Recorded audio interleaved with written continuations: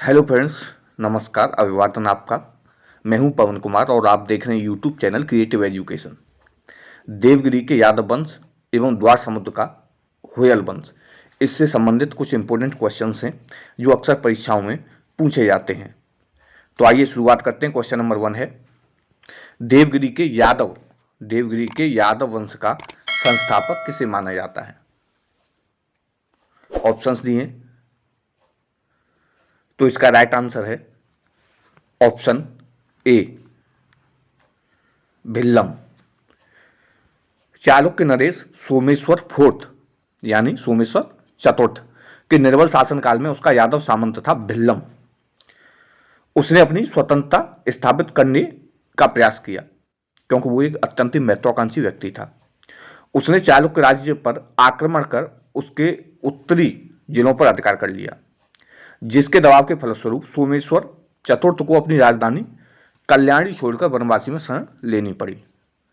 तो right answer है option A, Bhillam. Next question है, क्वेश्चन नंबर 2 है, किसने देवगिरी नामक एक नगर की स्थापना की तथा उसे अपनी राजधानी बनाया?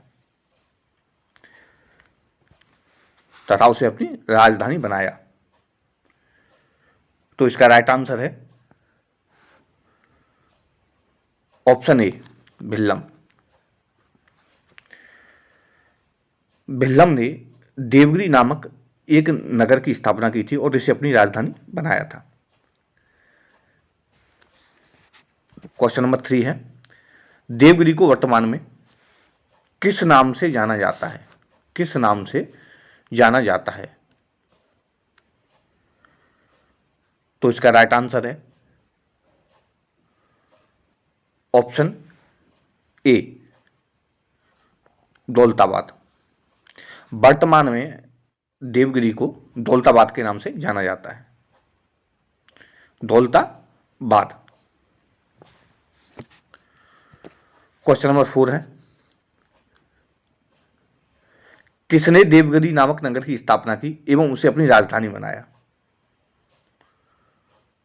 रिपीटेड क्वेश्चन है, तो इसका राइट आंसर है ऑप्शन ए, भिल्लम। भिल्लम ने देवगिरी नामक नगर की स्थापना की थी एवं उसे अपनी राजधानी बनाया था। क्वेश्चन नंबर 5 है, भिल्लम सोमेश्वर चतुर्थ के शासनकाल में किस पद पर आसीन था? किस पद पर आसीन था? तो इसका राइट आंसर है ऑप्शन डी, सामंत। पहला क्वेश्चन था उसी में ये हमने बता दिया था कि भिल्लम सोमेश्वर चतुर्थ के शासनकाल में एक सामंत था। वह अत्यंत महत्वाकांक्षी था, इसलिए उसने चालुक्य राज्य पर आक्रमण करके उसकी उत्तरी जो जिले थे उन पर अधिकार कर लिया था और तब सोमेश्वर चतुर्थ को अपनी राजधानी कल्याणी छोड़कर वनवासी में शरण लेनी पड़ी थी। तो राइट आंसर है ऑप्शन डी, वह एक सामंत था।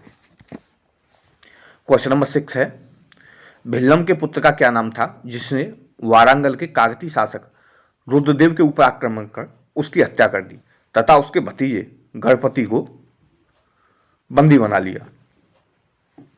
यानी भिल्लम के पुत्र का क्या नाम था? इंपॉर्टेंट क्वेश्चन ये है। तो इसका राइट आंसर है ऑप्शन बी, जैतुगी। भिल्लम के पश्चात उसका पुत्र जैतुगी राजा बना था और उसने वारंगल के काकतीय शासक रुद्रदेव, इनको प्रताप रुद्रदेव के नाम से भी जाना जाता है, अगर आपने पिछला वीडियो देखा होगा, प्रताप रुद्रदेव जो रुद्रम्बा देवी थी उनके पुत्र थे, उनके ऊपर आक्रमण कर उसकी हत्या कर दी थी और उसके जो भतीजे थे गणपति, उनको बंदी बना लिया था। प्रताप रुद्र के भाई महादेव के काल में संभवतः पुनः यादवों और काकतियों में युद्ध हुआ था। तो राइट आंसर है ऑप्शन बी, जैतुगी। यानी भिल्लम का जो पुत्र था, कौन था? जैतुगी।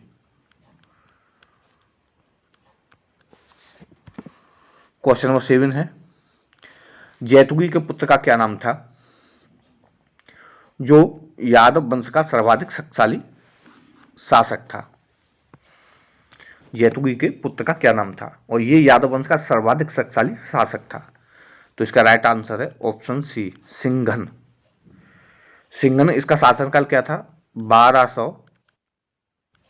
1210 से 1247 ये इसका शासनकाल था। ये इस वंश का सर्वाधिक शक्तिशाली शासक था। क्वेश्चन नंबर 8 है, यादव वंश का अंतिम शासक कौन था जिसके समय में अलाउद्दीन खिलजी का आक्रमण हुआ एवं यादव पराजित हुए? इस वंश का जो अंतिम शासक था वो कौन था? तो इसका राइट आंसर है ऑप्शन डी, रामचंद्र। रामचंद्र यादव वंश का ही अंतिम शासक था। ये कौन था? अंतिम शासक यादव वंश का। और 1309 ईस्वी में इसके राज्य पर अलाउद्दीन खिलजी का आक्रमण हुआ, क्योंकि अलाउद्दीन खिलजी का जो दक्षिण अभियान था वो किसने फतेह किया था? मलिक काफूर ने। तो इसमें क्या हुआ था? यादव पराजित किए गए और रामचंद्र ने अलाउद्दीन के सेनापति मलिक काफूर के सामने आत्मसमर्पण कर दिया था। तो राइट आंसर है ऑप्शन डी, रामचंद्र।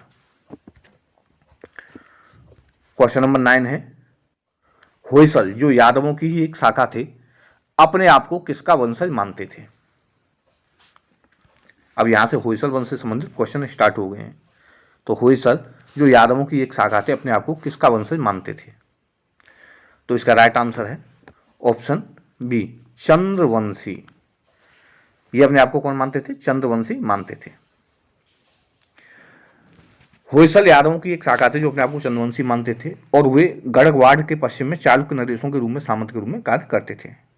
उनका जो राज्य था वो चालुक्य तथा चोल साम्राज्यों के बीच एक मध्यस्थ राज्य था।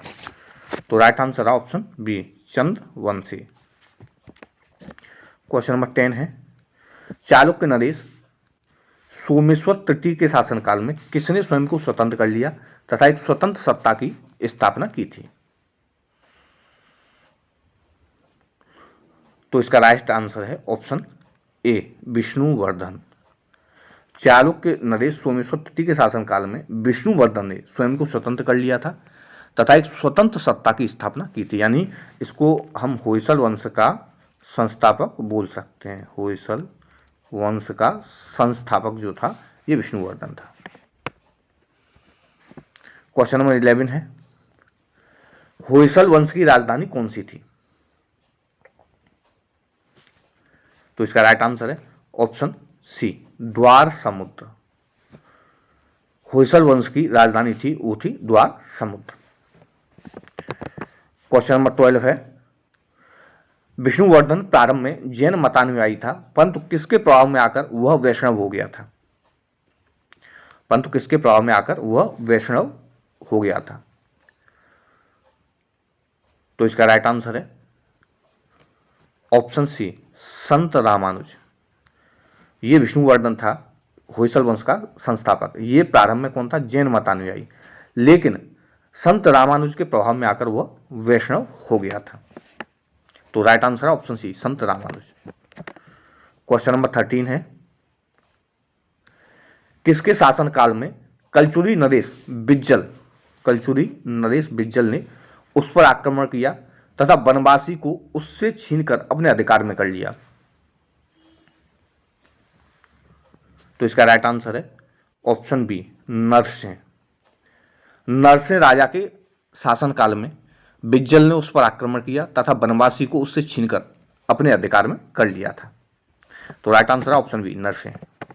क्वेश्चन नंबर 14 है, किसके शासनकाल में होयसल राज्य का आगे विस्तार हुआ तथा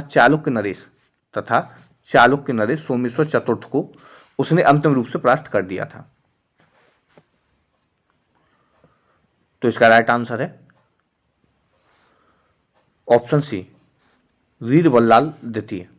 वीर बल्लाल द्वितीय ने होयसल राज्य का आगे विस्तार किया था और उसका चालुक्य शासनों से भी युद्ध हुआ था। बल्लाल ने चालुक्य नरेश सोमेश्वर चतुर्थ को अंतिम रूप से परास्त किया था और चालुक्य शक्ति को सदैव के लिए समाप्त कर दिया था।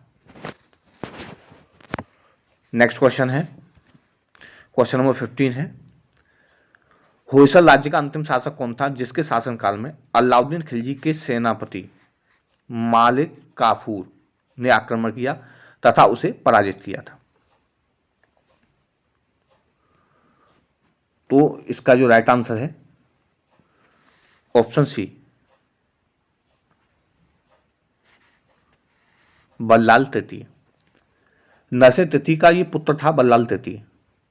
इसके शासनकाल में अलाउद्दीन खिलजी के सेनापति मलिक काफूर ने होयसल राज्य पर आक्रमण किया था। वीर बल्लाल था वो पराजित हुआ और उसने मलिक काफूर को अतुल संपत्ति उपहार में दी। मलिक काफूर का जो ये वाला जो अभियान था ये लूट की दृष्टि से अच्छा था। तो राइट आंसर है ऑप्शन सी, बल्लाल तृतीय। इस वंश का ये कौन था? अंतिम शासक था ये। तो फ्रेंड्स ये थे कुछ इंपोर्टेंट क्वेश्चंस आपको कैसे लगे? अगर आपने अभी तक हमारे YouTube चैनल को सब्सक्राइब नहीं किया है तो आप सब्सक्राइब कीजिए, बेल आइकन बटन को भी प्रेस कीजिए। ये वीडियो देखने के लिए आपका बहुत बहुत धन्यवाद।